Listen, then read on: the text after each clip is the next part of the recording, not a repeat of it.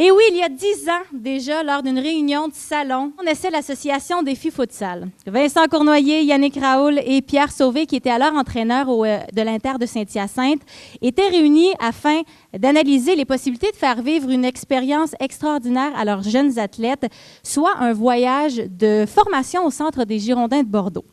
Plusieurs idées d'activités de financement ont été lancées comme ça, et Vincent revenait tout juste d'un tournoi de futsal au Brésil. Il a lancé l'idée, proposé de faire un tournoi de futsal, et à ce moment-là, il faut dire que c'était un sport qui était encore méconnu au Québec. Voilà qu'après 10 ans, le futsal a connu une croissance fulgurante au Québec. Et indirectement, l'association Défi Futsal aura permis la mise en place de ligues locales, régionales, provinciales. Et le RSEQ a même adopté le futsal en remplacement du soccer en gymnase il y a déjà quelques années. Alors, qui aurait cru cela en 2008?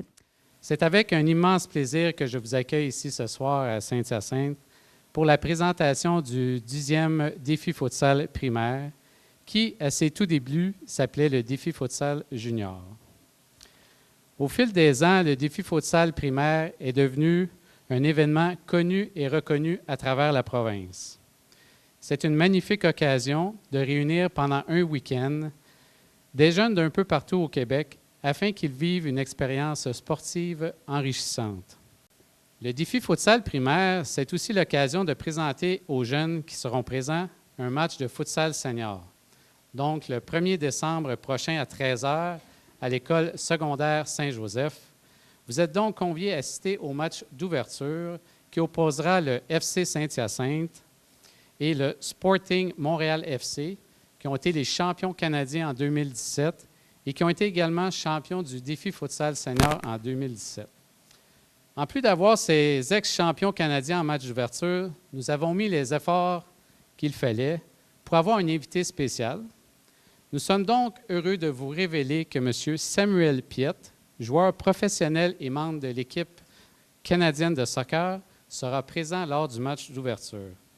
Dans les bonnes nouvelles également, et grâce à notre précieux partenariat avec CL Productions, nous vous annonçons aussi qu'il y aura captation visuelle de tous les matchs finaux le dimanche 2 décembre à l'école secondaire Saint-Joseph.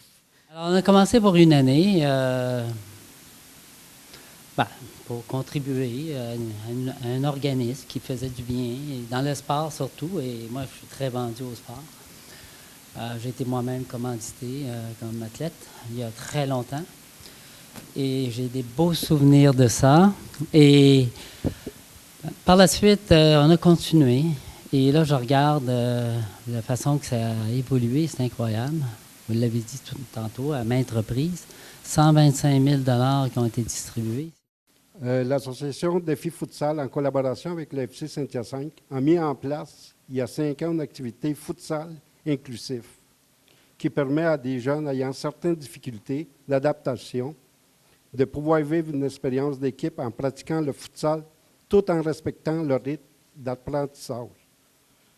L'association Défi Futsal peut compter sur un entraîneur expérimenté ainsi que des bénévoles accueillants et impliqués.